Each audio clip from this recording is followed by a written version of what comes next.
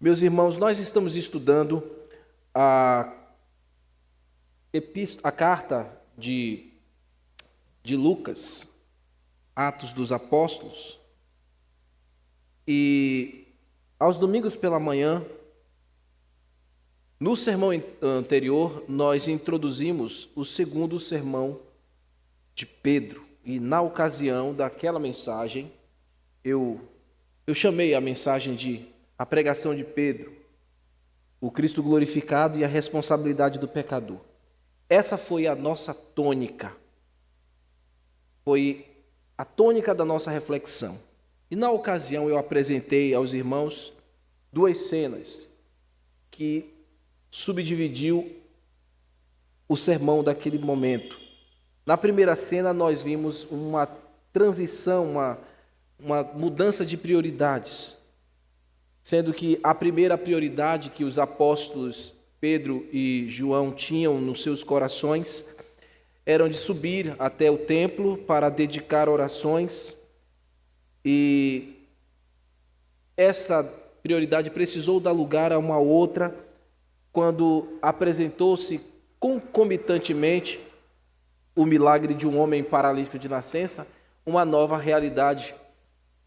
Logo depois deste homem ter sido objeto daquele milagre tão maravilhoso no seu corpo e no seu espírito, ele se apegou, nós vimos isso, ele se apegou aos apóstolos e uma multidão afluiu para eles, então aqueles três ficaram ali cercados de uma multidão que atônita cercou-os.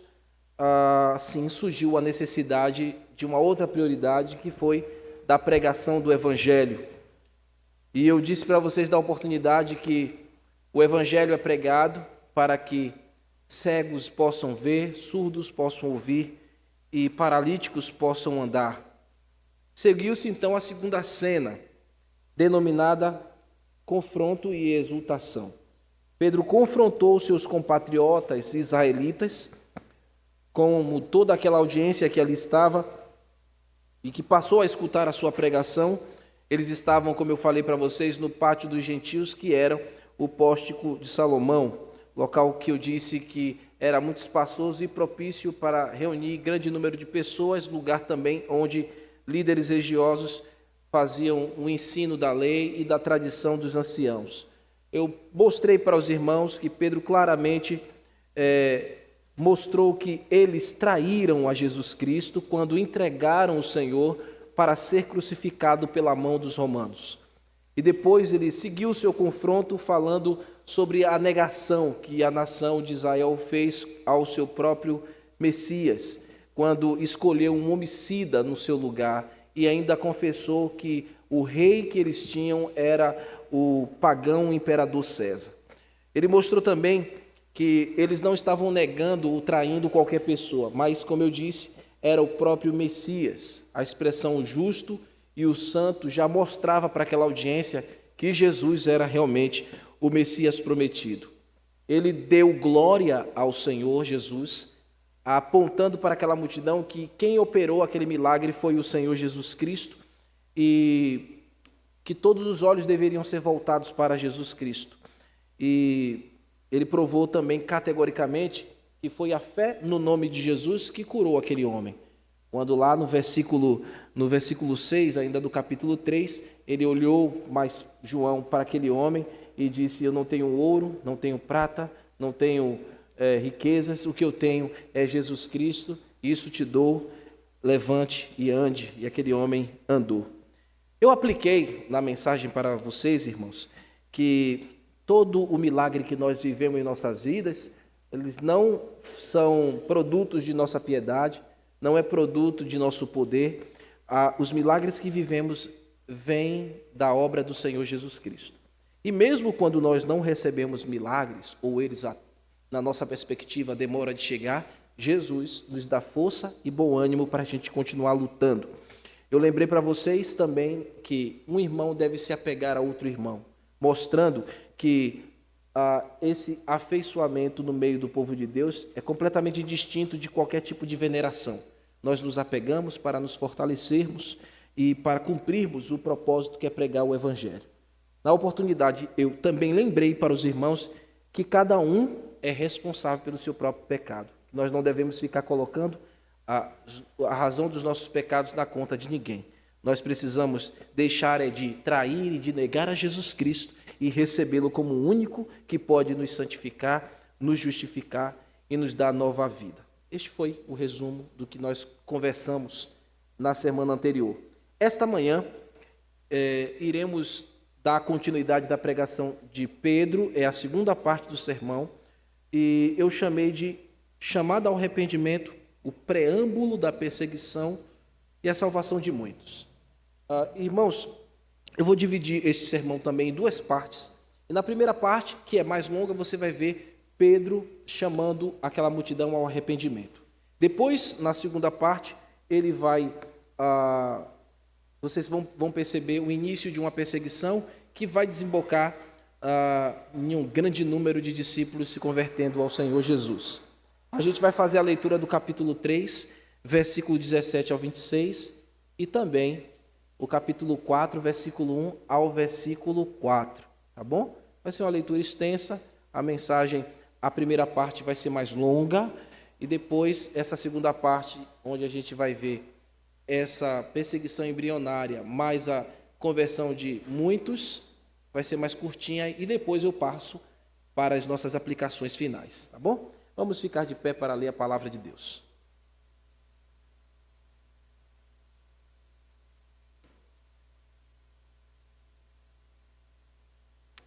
Diz a palavra do Senhor: e agora, irmãos, eu sei que o fizeste por ignorância, como também as vossas autoridades. Mas Deus assim cumpriu o que dantes anunciara por boca de todos os profetas, que o seu Cristo havia de padecer. Arrependei-vos, pois, e convertei-vos, para serem cancelados os vossos pecados, a fim de que da presença do Senhor venha tempos de refrigério e que envie ele o Cristo que já vos foi designado, Jesus, ao qual é necessário que o céu receba, até os tempos da restauração de todas as coisas de que Deus falou por boca dos seus santos profetas desde a antiguidade. Disse, na verdade, Moisés: o Senhor Deus vos suscitará entre vossos irmãos um profeta semelhante a mim. A ele ouvireis em tudo quanto vos disser. Acontecerá que toda alma que não ouvia este profeta será exterminada do meio do povo. E todos os profetas, a começar com Samuel, assim como todos quanto depois falaram, também anunciaram estes dias. Vós sois filhos dos profetas e da aliança que Deus estabeleceu com vossos pais, dizendo a Abraão: na tua descendência serão abençoadas todas as nações da terra. Tendo Deus ressuscitado o seu servo, enviou primeiramente a vós outros para vos abençoar, no sentido de que cada um se aparte das suas perversidades. Falavam eles ainda quando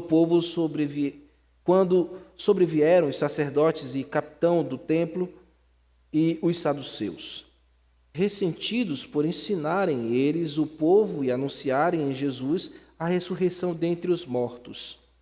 E os prenderam, recolhendo-os no cárcere até ao dia seguinte, pois já era tarde. Muitos, porém, que ouviram a palavra, a aceitaram, subindo o número de homens a quase 5.000. Amém. Obrigado, Senhor, pela leitura da Tua santa palavra. E rogamos ao Senhor nesta hora que o Espírito Santo possa aplicar as Tuas verdades a cada coração aqui, Senhor. E também aqueles que estão acompanhando esta transmissão. Pedimos ao Senhor que nos ilumine nesta hora. A mim que estarei expondo a Tua palavra, me dando, Senhor, a tua graça da comunicação com simplicidade e clareza, para que os meus irmãos entendam o relato bíblico que Lucas nos deixou. E também a iluminação no coração de cada um ouvinte, para que absorvam o máximo, Senhor, da tua palavra e ela opere aquilo pela qual ela está sendo designada. No nome santo de Jesus nós oramos, já gratos pela obra que o Senhor está fazendo em nosso meio. Amém. Podem sentar, irmãos.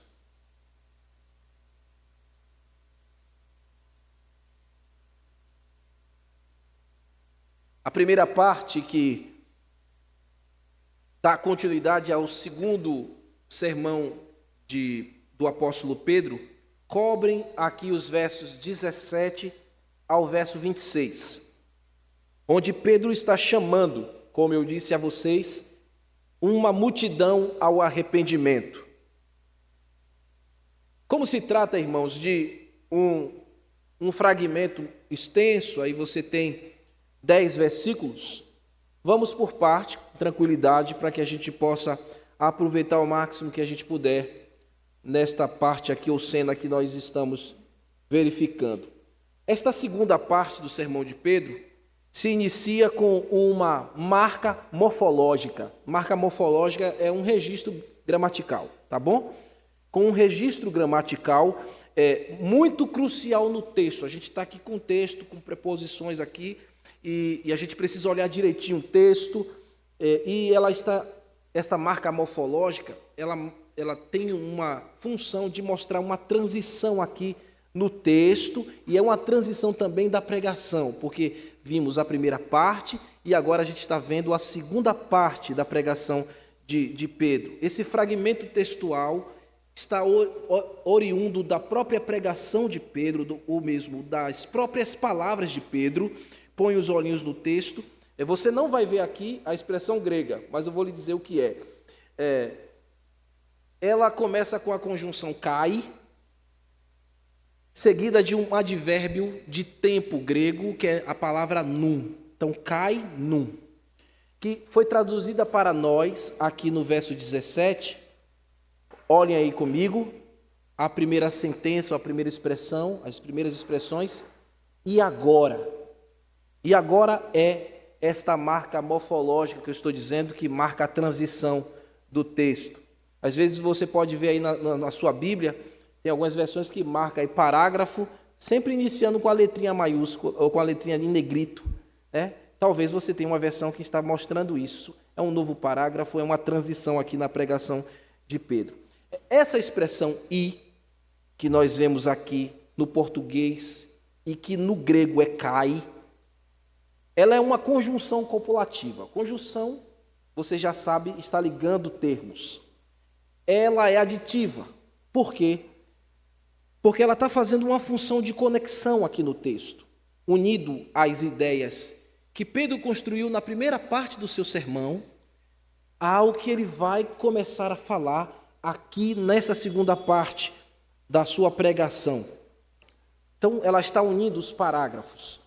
Junto com o advérbio de tempo, que você está vendo aqui, que no grego é num e no português é agora, ela comunica um movimento, um novo movimento dentro do discurso.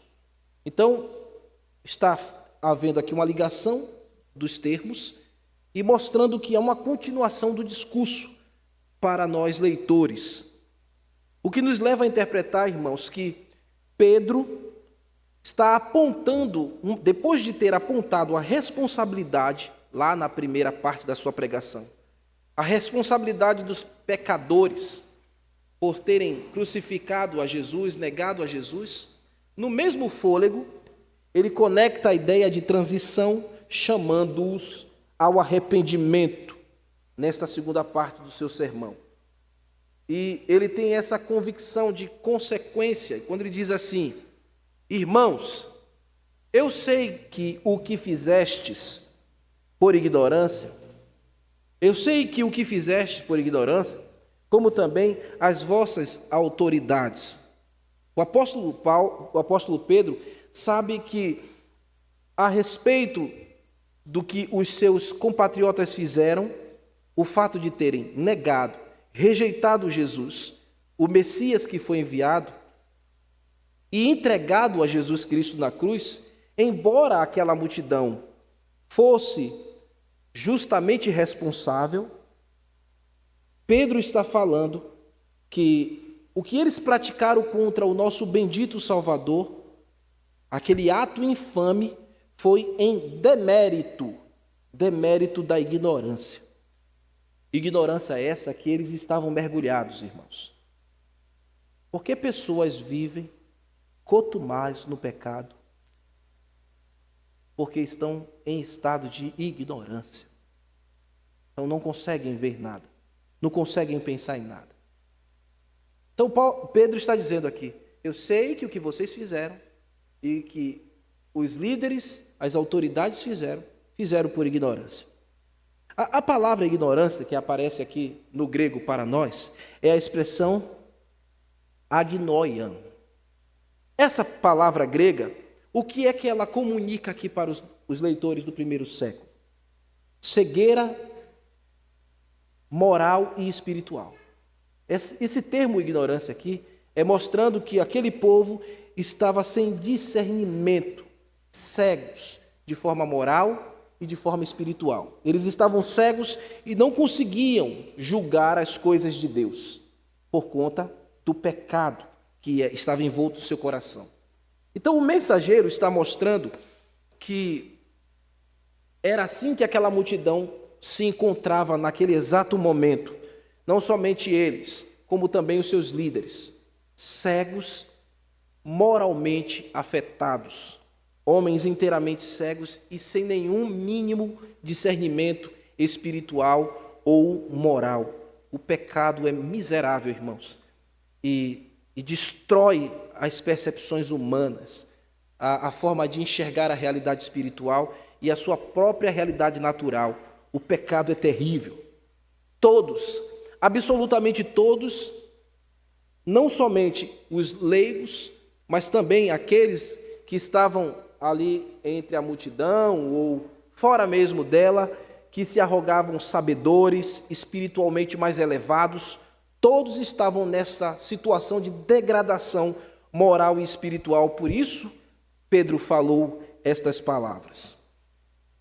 Mesmo na desventura dessa degradação moral e espiritual em forma de ignorância, como eu estou falando aqui para vocês, aquela multidão ali estava agonizando nessa realidade triste. Pedro anuncia que tudo aquilo que eles fizeram estava cumprindo ou seguindo os propósitos divinos. É o que nós vemos aqui no verso 18. Mas Deus assim cumpriu o que dantes anunciara por boca de todos os profetas, que o seu Cristo havia de padecer. Então, meus irmãos, Simão está deixando muito claro aqui para os seus ouvintes que, embora eles fossem inteiramente responsáveis pela morte de Jesus, tudo o que aconteceu foi em cumprimento dos santos desígnios de Deus. E esses santos desígnios de Deus já estavam sendo anunciados pelos seus santos profetas no passado, os quais já anunciavam que o Cristo, o Messias, haveria de vir e padecer. Ou seja, de forma inexorável, Jesus Cristo seria o servo sofredor. O Messias haveria de sofrer. Não existiria outro caminho para o Senhor ali na sua primeira vinda a este mundo. Tudo isso aponta para as realidades que os profetas estavam falando e a realidade que eles estavam vivendo ali naqueles dias. O termo padecer aqui, irmãos, comunica a ideia de que Jesus Cristo, o Messias, seria encontrado em uma situação muito difícil. Padecer aqui é isso. Ele se encontraria em um dado momento em uma situação muito difícil, em uma situação de profunda adversidade, em uma situação indescritivelmente dolorosa. E foi isso mesmo que aconteceu. o nosso Senhor Jesus, ele enfermou naquela cruz. E nós sabemos que ele realizou aquele ato na cruz para o resgate da vida de muitos daqueles que estavam presentes naquela multidão, ouvindo aquela mensagem, e Jesus Cristo sofreu, padeceu para salvar as nossas vidas, a vida de todos vocês que estão aqui.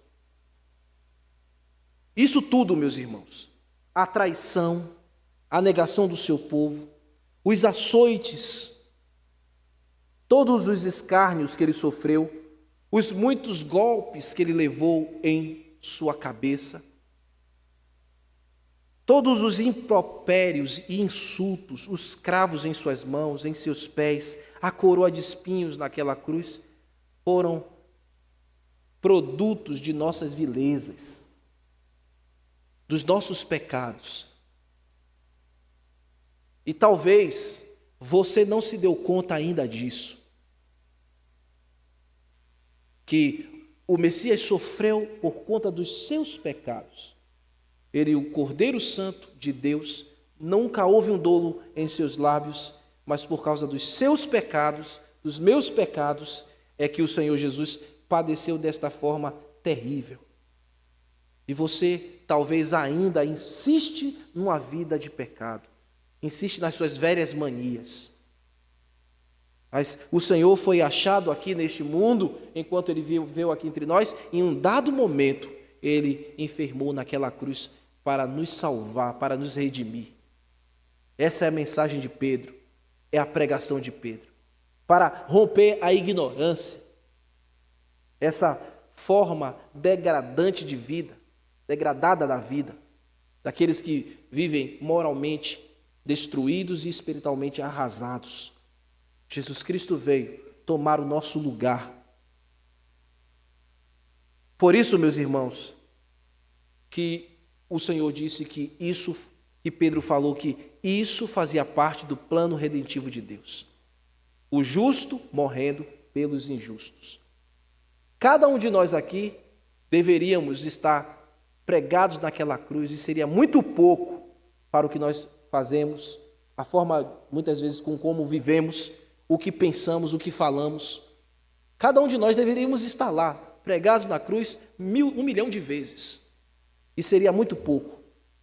Mas Jesus Cristo tomou o nosso lugar para romper a nossa ignorância e tirar de nós a condição miserável de viver.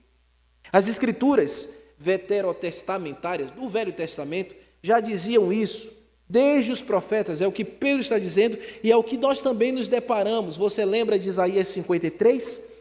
Isaías 53 diz que verdadeiramente ele levou sobre si as nossas dores. O que você deveria carregar, ele carregou sobre ele. E nós o apontávamos como ferido e aflito de Deus, mas ele foi moído pelas nossas transgressões, pelas nossas iniquidades.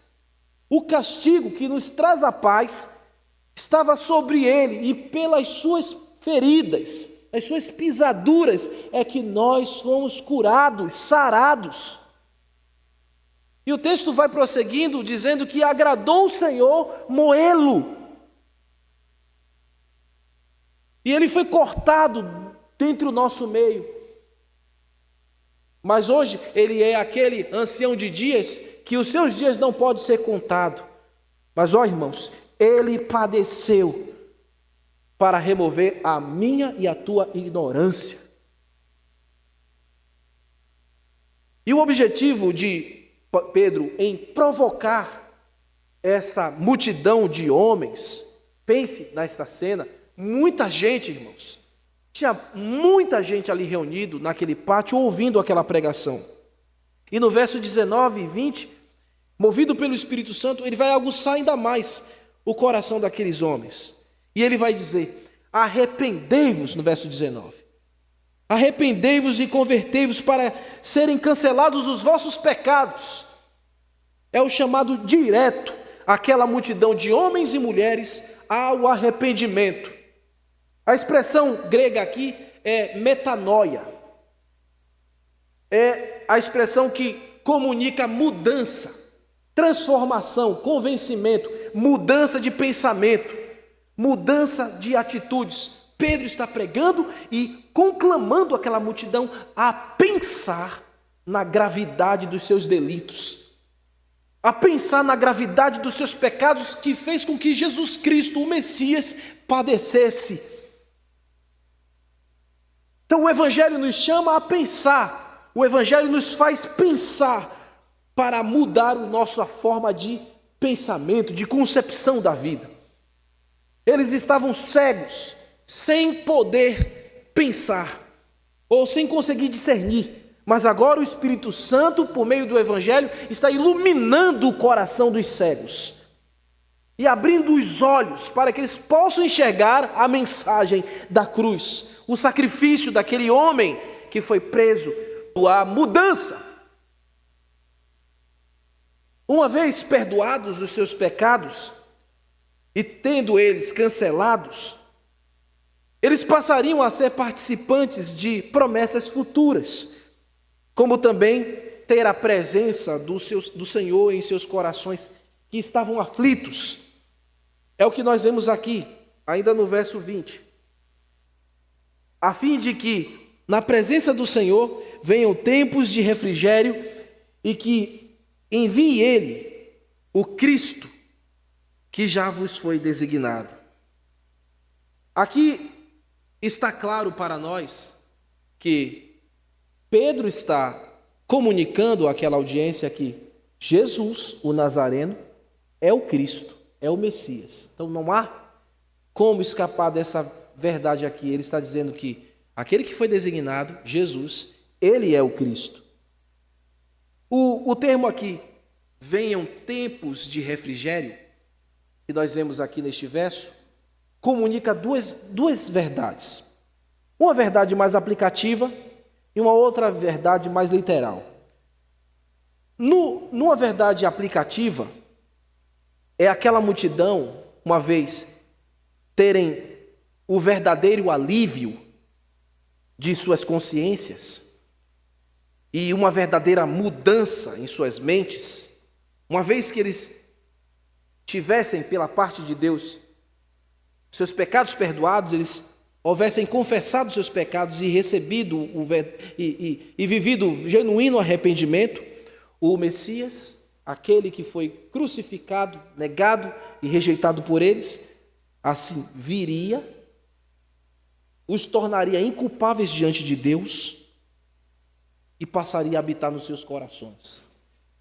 Eles receberiam Jesus Cristo em seus corações e, por consequência, agora seriam homens e mulheres com almas tranquilizadas, com espíritos aliviados, por reconhecerem um Redentor, por reconhecerem o ato de Cristo naquela cruz. Isso aqui seria o tempo de refrigério, quando um pecador ouve a palavra de Deus e se arrepende dos seus pecados.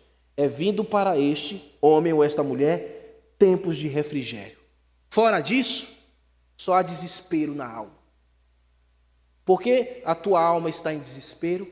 Porque ainda você não encontrou aquele que tem poder de refrigerar a tua alma, que é o bom pastor, que guia ovelhas às águas tranquilas e refrigera a alma. Então não há refrigério e consolo fora de Jesus. Numa outra forma, a forma de interpretarmos de maneira mais literal aqui, eu já disse a parte mais aplicativa, a forma mais literal é uma vez que arrependidos, estes judeus arrependidos, tendo recebidos em seu coração Jesus Cristo como o Messias, quando na sua primeira vez que ele veio e morreu na cruz, haverá uma segunda vez que o Messias vai voltar. E quando ele regressar a este mundo, com poder e grande glória, ele virá para estabelecer o seu reino, onde os seus remidos viverão com ele. Então serão tempos eternos de paz e refrigério para essa nação. Então, mais literalmente, o que Pedro está querendo dizer é isso. Um dia aquele que foi rejeitado, que é o Messias, vai voltar cheio de glória, e vai pisar os seus pés neste mundo e vai governar este mundo a partir de Jerusalém, e esses dias de refrigério para o seu povo e para as nações nunca mais haverá fim. As nações deste mundo, irmãos, e os homens deste mundo estão agonizando, estão sofrendo nos seus pecados, estão destruídos nos seus pecados, procurando alívio em muitas formas que este mundo apresenta e que é enganosa e mentirosa. Só haverá, irmãos, solução para este mundo e para as nações deste mundo quando o Messias voltar.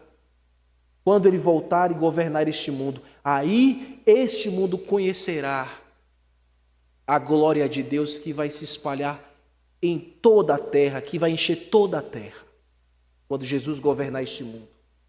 E nós estamos aguardando esse dia, irmãos. Corroborando ainda ao que Pedro está falando aqui, sobre esse tempo de refrigério, veja comigo o verso 21, ele acrescenta mais uma informação a esta interpretação mais literal, a qual é necessário que o céu receba até os tempos da restauração de todas as coisas. Essa parte aqui comunica o que eu estava já dizendo a vocês. O tempo em que o Messias vai governar desde Jerusalém, o tempo da restauração de todas as coisas, o período do governo milenar de Cristo, onde a nação de Israel não estará mais na ignorância, onde os homens deste mundo não estarão mais mergulhados na ignorância, irmãos.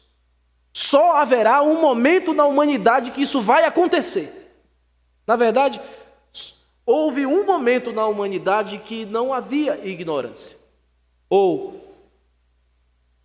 imoralidade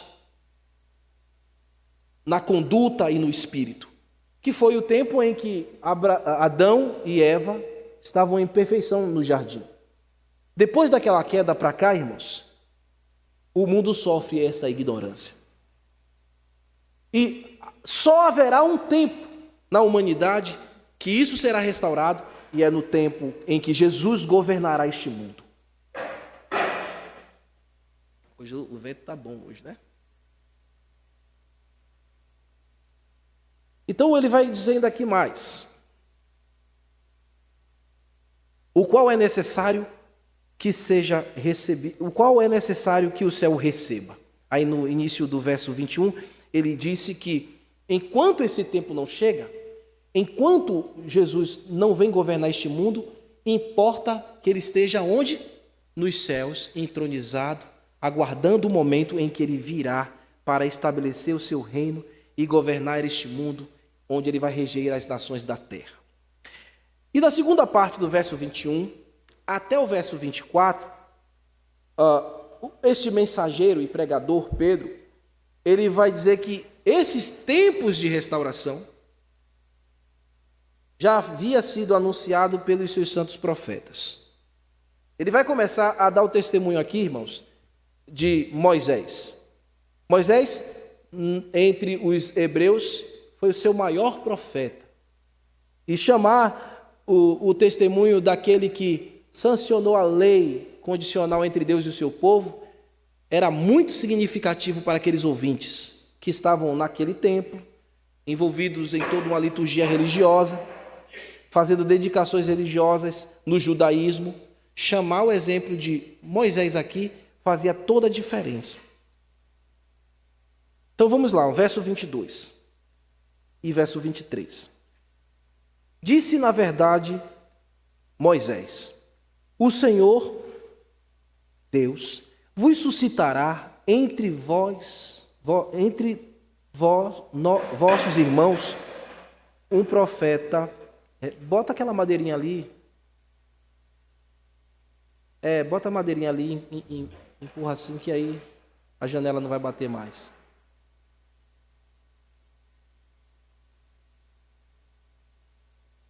Pronto. Perfeito, irmão Adilton. Obrigado, viu?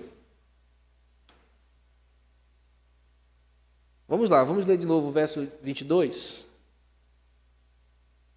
Disse na verdade Moisés: o Senhor Deus vos suscitará entre vossos irmãos um profeta semelhante a mim. A ele ouvireis em tudo quanto vos disser. Acontecerá que toda alma que não ouvir a esse profeta será exterminada do meio do povo. Esta palavra aqui que ele está citando são as palavras de Moisés lá em Deuteronômio capítulo 18. Na ocasião em que Moisés falou estas palavras, lá no verso 15, 16 e 19, ele está se referindo realmente a Cristo. Cristo, o Messias. Agora, a ideia lá em Moisés, quanto aqui em Pedro, na sua citação, não deve ser interpretada que Moisés estava querendo se equiparar ao Messias. Na verdade, ele entendia muito bem que o Messias viria na qualidade de profeta e que ele realmente seria muito maior do que ele.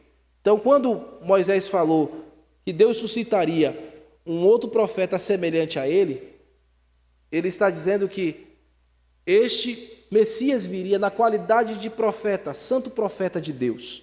Mas ele tem em mente que o Messias é maior do que ele.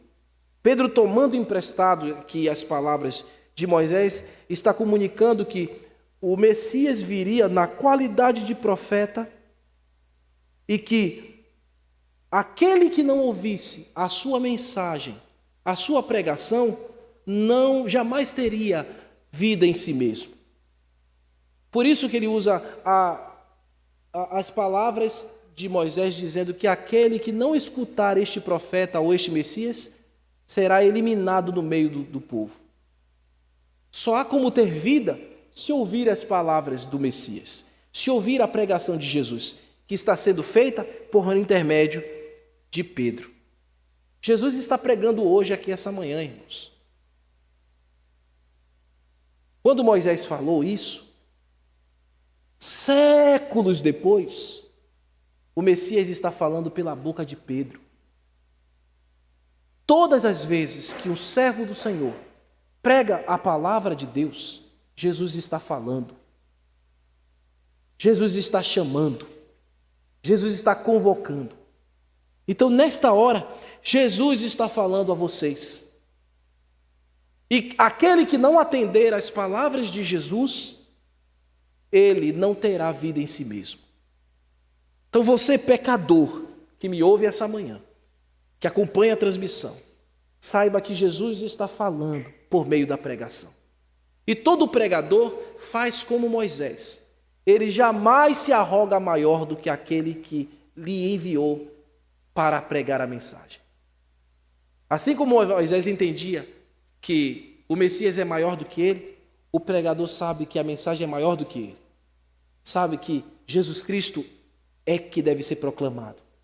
E é Jesus Cristo que lhe dá a oportunidade esta manhã de você reconsiderar os seus caminhos e pensar como está a tua vida e a tua alma. Depois de evocar o testemunho de Moisés, ele vai também evocar de uma maneira agora mais generalizada o testemunho dos demais profetas. Veja como ele vai falar aqui de maneira mais abrangente, o verso 24. E a todos os profetas, a começar de Samuel. Samuel foi profeta? Foi? Foi, sim. Samuel foi profeta no passado, sim. Mas Samuel nunca falou diretamente sobre o Messias. Curioso, né, irmãos?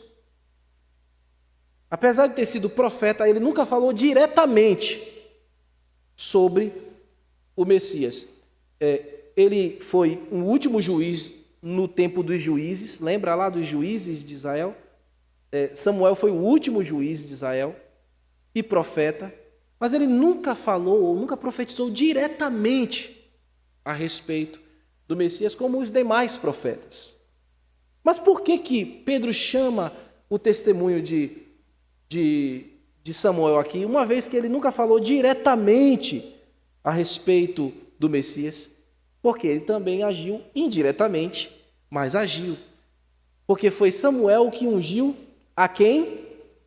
O rei Davi. E o rei Davi, você sabe muito bem, é aquele homem ou aquela figura bíblica que carrega sobre si promessas messiânicas. Não é verdade? Então, por conta disso, pelo fato de Samuel ter ungido a Davi, indiretamente ele já apontava também para aquele de onde de onde descenderia o Messias, porque o Messias vem da raiz de Jessé. Então, por isso que ele está chamando aqui o exemplo de Samuel. E aí dá continuidade. Assim como todos quantos também falaram, todos os profetas quanto falaram, também anunciaram estes dias. Que dias são esses? Vocês já sabem. Os dias futuros, e o povo de Israel vai gozar de um refrigério eterno, mas também são os dias em que o Messias veio e morreu neste mundo.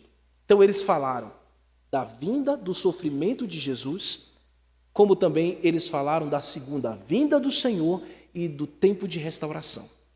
Então esses dias contemplam tudo isso aí, abarca tudo isso. Os dias em que o Messias veio, morreu naquela cruz, e os dias que ele regressará para governar este mundo. Agora veja o verso 25.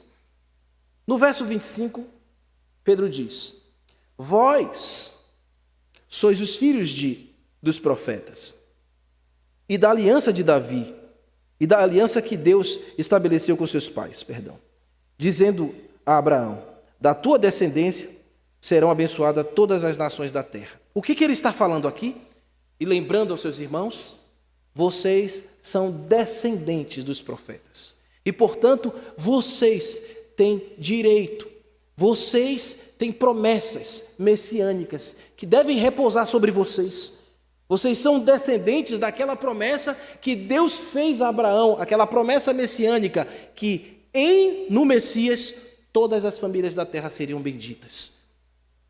Então, aquele povo que estava ouvindo aquela mensagem estava sendo lembrado de que eles carregavam dentro de si, embrionariamente, promessas gloriosas, grandiosas, feitas no nome daquele que foi crucificado. Então, quando o patriarca deles, que também é profeta, Abraão também é profeta, e lá no Velho Testamento é dito isso.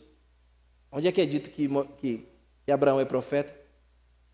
Lembra quando sua esposa foi tomada, ou ia sendo tomada pelo rei egípcio, e aí ele teve aquele sonho, ele não tinha consumado ação nenhuma contra a sua esposa, e ele teve aquele sonho, e Deus falava para ele: devolva, porque ele é profeta. Devolva, porque ele é profeta, para que não venha calamidade sobre vocês. Então, o patriarca desse povo, que também é profeta, já anunciava que no Messias esta nação, este povo seria abençoado. Mas infelizmente, meus irmãos, o que cegava aquele povo? Mais uma vez, a ignorância. O que não faziam eles entenderem essas riquezas que Pedro está falando no seu sermão?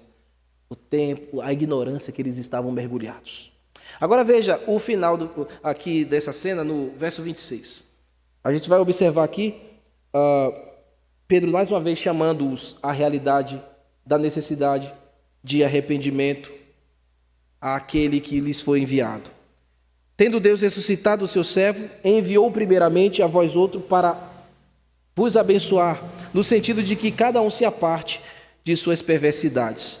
Como eu havia dito aos irmãos, essa expressão servo aqui que aparece, havendo Deus ressuscitado o seu servo, essa expressão aqui que aparece, servo, não é a palavra doulos. Lembra que eu falei isso na pregação passada? Lembra? Não é a palavra doulos. É a palavra aqui, paida. A palavra paida aqui no grego, ela também pode ser traduzida para servo. Talvez você que esteja aí, você que está usando a versão ARA, NVT, Nova Almeida Revista Atualizada, século 21, tanto no verso 13 como no verso aqui 26, você está vendo aí a expressão servo, olha aí no texto, a expressão servo com letra o que aí? Com letra maiúscula, né? Isso deve chamar a nossa atenção, né? Não está aí à toa, é porque não está se referindo a um simples escravo, Tá bom? Então, esse servo aí, doulos, não é doulos, perdão. Esse servo aí não é doulos. Mas por que está traduzido para servos? Como eu disse, a palavra paida dá essa intenção. Talvez você que não está com a versão Almeida, Revista Atualizada, NVT, Nova Almeida, século 21, se você estiver aí com a Corrigida Fiel, você vai ver a expressão aí filhos. Quem é que está aí com essa expressão filhos? Tem alguém? Aí, tá, né? Aí você pode dizer, ô pastor, o que está certo? Tá, as outras versões ou essa aqui? Não, ninguém está errado. É uma questão aí de hermenêutica. Tá bom? Interpretação dos copistas.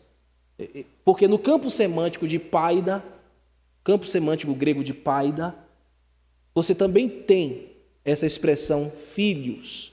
E por isso que está aí também, né, irmão, com letra maiúscula. Então, pode ser também, você pode encontrar uma versão aí com a palavra filhos. Mas as outras demais versões capturaram melhor a interpretação contextual. Porque o texto inteiro está falando de quê? Do Messias. Por isso, está falando de um servo sofredor.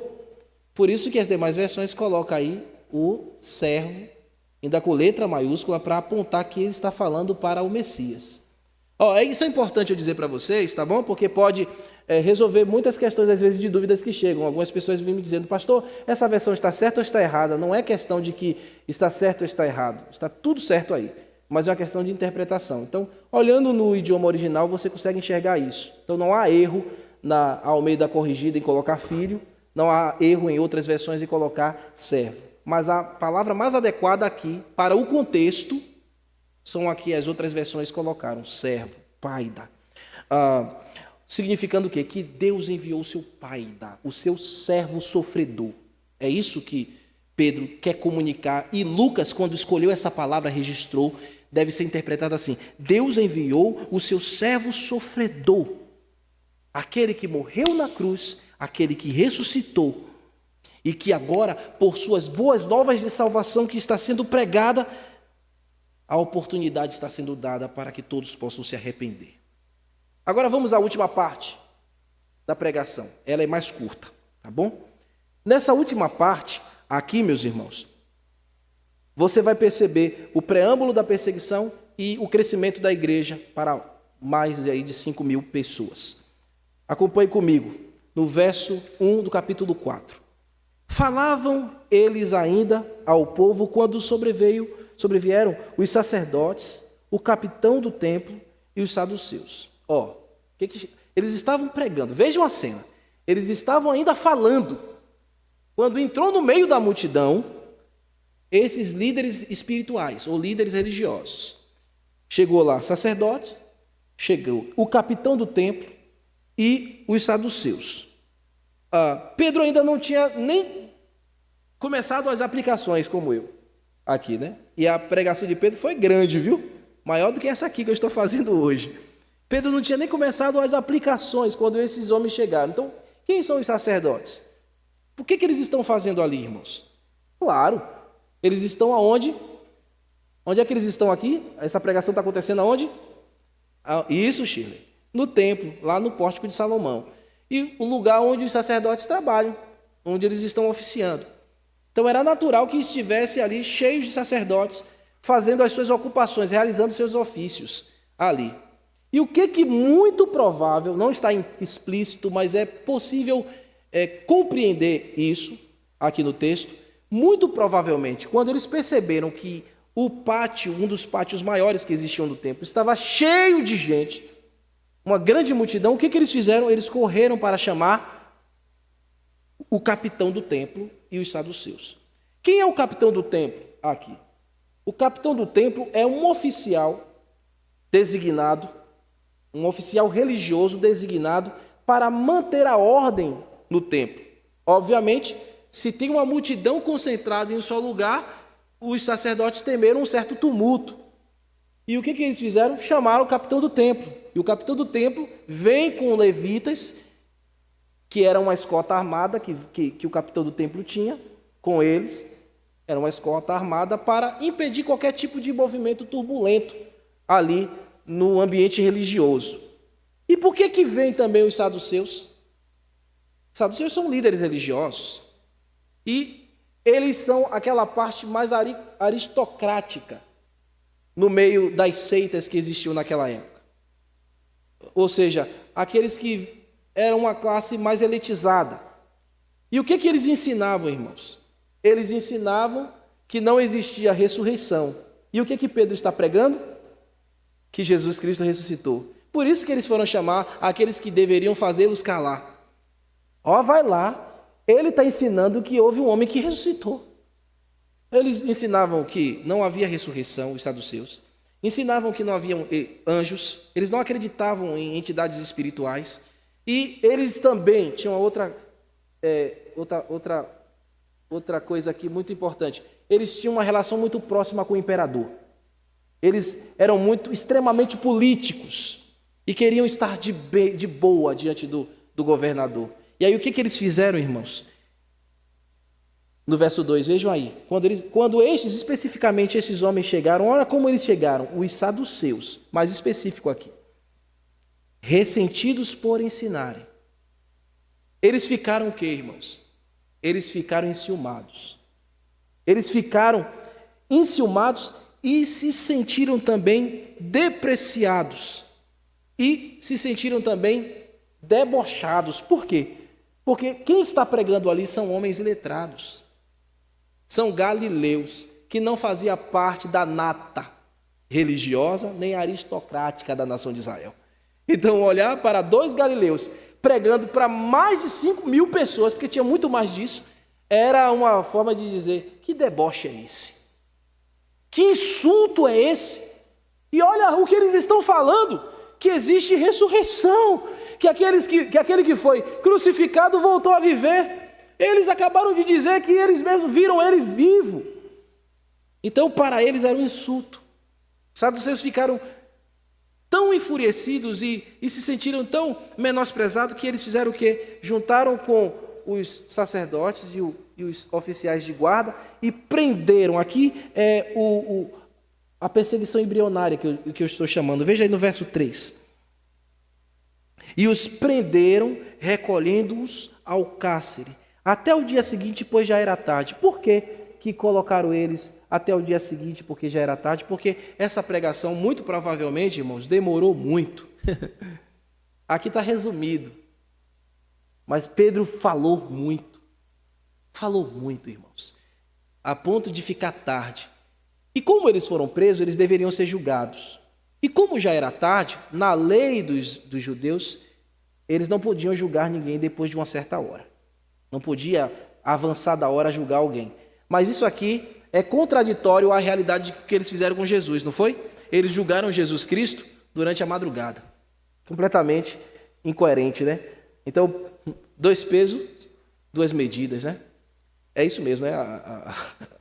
Eu não sou muito bom de ditados, né? Mas o que está acontecendo aqui com Pedro e João, irmãos? Eles foram custodiados. Serem presos aqui no original da palavra eles foram colocados em custódia. Obviamente, eles foram colocados em uma cela ou em uma das salas que existia no templo, onde aqueles guardas descansavam, ou mesmo onde era colocado algum baderneiro que aparecesse ali de alguma maneira. Eles foram colocados ali, até o dia seguinte. Mas enquanto eles estavam presos, o que está acontecendo? O Espírito Santo está agindo no coração. A palavra que foi pregada estava descendo ao coração de muitos irmãos. É o que a gente vê aqui no verso 4. Muitos, porém, dos que ouviram a palavra, a aceitaram, subindo o número de quase 5.000. Pedro e João cumpriram a parte deles. E o Espírito Santo estava fazendo o que nenhum homem pode fazer. Pegar a palavra que está nos ouvidos e fazer descer ao coração. E quando isso acontece, nova vida, não tem jeito. Toda vez que o indivíduo vive isso, ouve o Evangelho, e a palavra chega aos ouvidos, e o Espírito Santo faz descer o coração, o que acontece? conversão, mudança de vida, a ignorância é rompida. E mais de 5.000 homens, quase 5.000 homens se converteram ao Senhor. Não foi só homens, o sexo masculino. A palavra grega aqui é aplicada a gênero masculino e feminino. Então, homens e mulheres que somavam quase 5.000 almas se converteram e a igreja cresceu espantosamente pela ação do Espírito Santo. Exposto o texto, meus irmãos, deixe-me caminhar para algumas aplicações para os irmãos aqui. E a primeira aplicação que eu quero que vocês guardem no coração é essa aqui. E se porventura você, cristão, servo de Deus, tiver de enfrentar uma grande perseguição? Aqui a gente viu, no finalzinho do sermão, uma perseguição embrionária. Mas se você já não se deu conta, no país que você vive, você já está vivendo lampejos de perseguição religiosa. Mas se este caldo engrossar, porque vai engrossar, como é que você vai proceder? Você vai estar pronto? Será que você estará pronto para ser custodiado? Será que você estará pronto para entender que a tua liberdade pode ser tirada a qualquer momento, a qualquer instante? Pelo fato de você ser um pregador do Evangelho?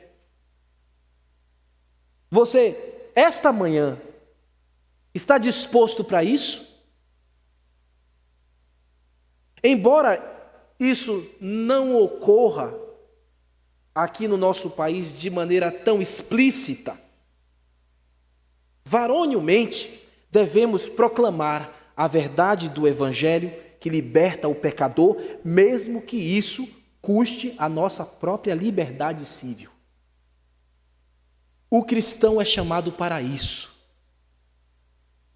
Nós gozamos de uma liberdade em nosso país e não temos aproveitado isso. A igreja brasileira não tem aproveitado de maneira correta.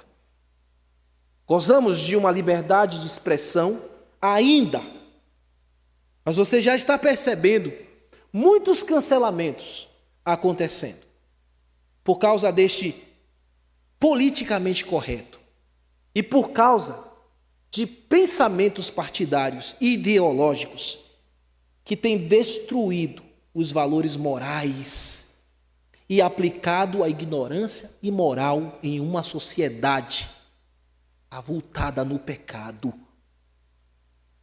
Se o caldo engrossar, você vai estar pronto para ser custodiado, para defender a razão da vossa fé, para pregar que Jesus Cristo morreu, ressuscitou, e para falar que os pecados e nomear os pecados só podem ser livres pelo nome de Jesus? Mesmo que essa não seja a realidade, como eu disse, explícita no nosso país, mas em muitos lugares, meus irmãos, isso já é presente. Muitos de nossos irmãos têm tido a sua liberdade cerceada.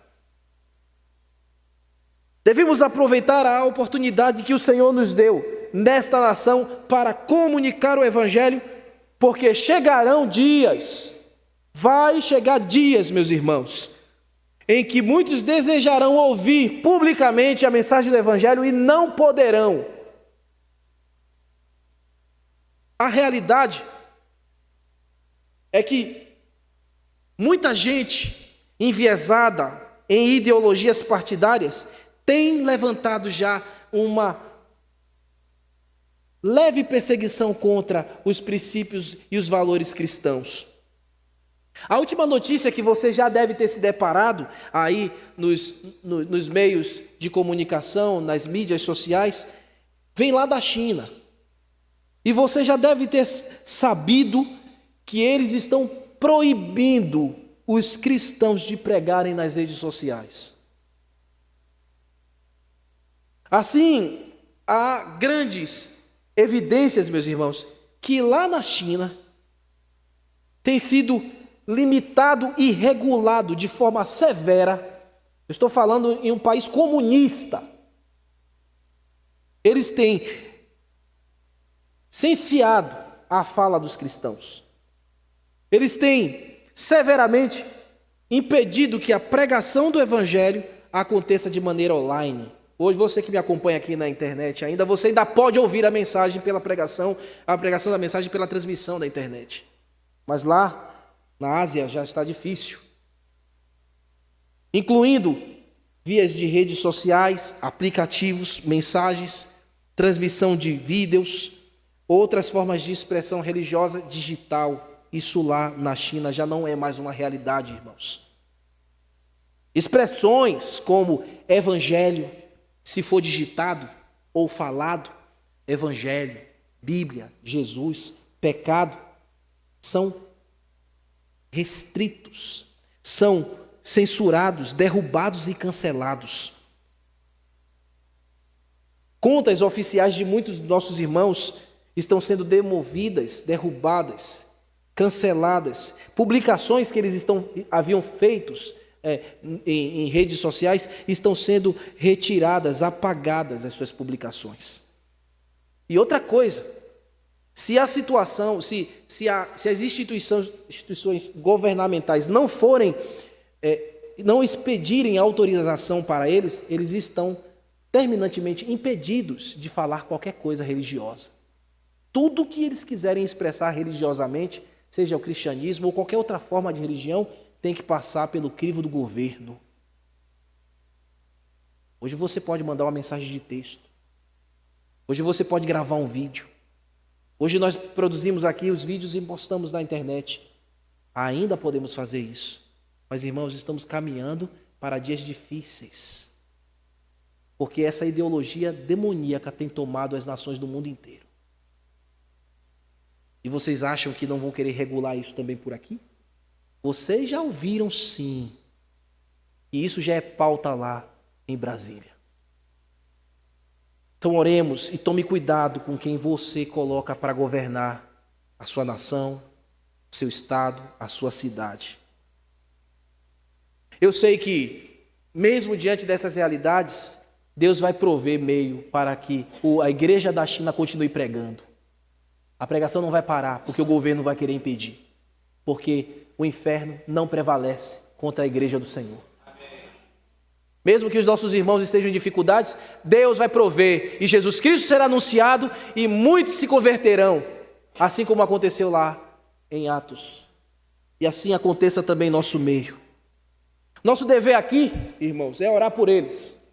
É orar pelos nossos irmãos que estão na China, que estão na Coreia, que estão em vários locais do mundo.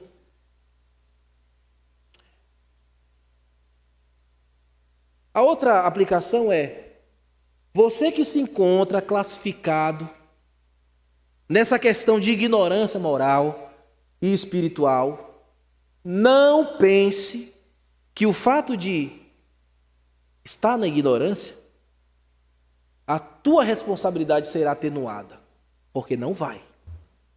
Quando Pedro falou que aqueles homens, junto com seus religiosos, estavam praticando tudo aquilo que eles fizeram contra Cristo na ignorância, Pedro não estava atenuando a culpa deles, de maneira alguma. Pedro estava mostrando que eles eram inteiramente responsáveis. Isso aqui é muito importante porque muitos acabam usando aquele jargão. Ah, mas fulano está fazendo isso porque ele está no tempo da ignorância. Não é isso? Foi no tempo da ignorância. Irmãos, tempo de ignorância mostra que é o tempo do pecador. Tempo de ignorância mostra que este pecador, neste tempo, está condenado em seu pecado vil. Tempo de ignorância é o tempo em que esta pessoa carece de ouvir a palavra de Deus para que seja removido esta realidade da sua vida. Tempo de ignorância não vai atenuar a sua responsabilidade. Não vai remover a sua culpa. Os ignorantes, se permanecerem na ignorância, serão condenados ao inferno. Essa é a verdade. Por isso, hoje o Senhor te chama para que esta culpa lhe seja removida, para que você venha e esse tempo de aflição que você vive seja trocado pelo tempo da graça de Cristo. A humanidade está agonizada nesta ignorância moral e espiritual, e o Evangelho está chamando você e esta humanidade falida ao arrependimento, à mudança de pensamento, à retidão que só há mesmo no nome de Jesus Cristo. Não pense você que isso vai afagar, não vai, o que você faz. Você é responsável. E esta manhã, o Espírito Santo, pela pregação do Evangelho, está lhe chamando a mudar de vida. Do contrário, você se autodestruirá. Portanto, vem agora a Jesus Cristo esta manhã. Prove do verdadeiro arrependimento genuíno. Você que está aqui, ou você que acompanha a pregação desta transmissão, para que venham tempos de refrigério na sua alma, tanto aqui quanto no porvir. Para que haja verdadeiro refrigério e Deus apague as tuas culpas, ao passo que você enxerga a cruz de Jesus e segue para a eterna salvação. Hoje, os arrependidos, o que eles vivem? Eles vivem a transformação da sua vida, eles creem em um Jesus Salvador que espiritualmente habita no seu coração. Mas um dia os arrependidos, os regenerados, os remidos se encontrarão com o Senhor, palpavelmente. Estarão diante do Senhor, presencialmente, diante do seu Cristo e Redentor. Então, tomare que você creia hoje. Tomara a Deus que você se arrependa hoje e creia em Jesus Cristo como seu Salvador. Amém? E o Senhor aplique a sua palavra ao seu coração. Vamos ficar de pé e vamos orar, meus irmãos. Nesse mesmo espírito, eu quero chamar os diáconos para a gente servir a ceia do Senhor. Pai, obrigado pela tua palavra. Obrigado pelo momento de reflexão. Obrigado por poder ouvir estas verdades extraídas aqui do relato de Lucas e te rogamos, Senhor, aplica cada uma delas no nosso coração. O Senhor está chamando pecadores ao arrependimento. O Senhor está chamando crentes a um posicionamento, a estarem firmes mesmo se as condições adversas chegarem em nossa nação, em nossas realidades aqui. Que o Senhor Jesus Cristo continue livrando, ó Pai, por meio do Espírito Santo, o teu povo que está sendo perseguido no mundo inteiro. Pedimos a Ti, Pai, que estes irmãos continuem firmes, pregando o Evangelho. Ó Senhor, mesmo sofrendo, mesmo custodiados, mesmo impedidos de se expressarem nas mídias, mas que o Senhor possa promover um meio de que eles possam falar do amor de Jesus. Há uma multidão, Senhor, que precisa ser alcançada. Há muitos perdidos que precisam deixar a ignorância. E somente o Evangelho de Jesus pode levá-los a isso. Usa-nos, Senhor. Usa-nos aqui na nossa nação, no nosso país, no nosso bairro, na nossa cidade. Usa o teu povo espalhado no mundo inteiro. Oramos em nome de Jesus. Amém.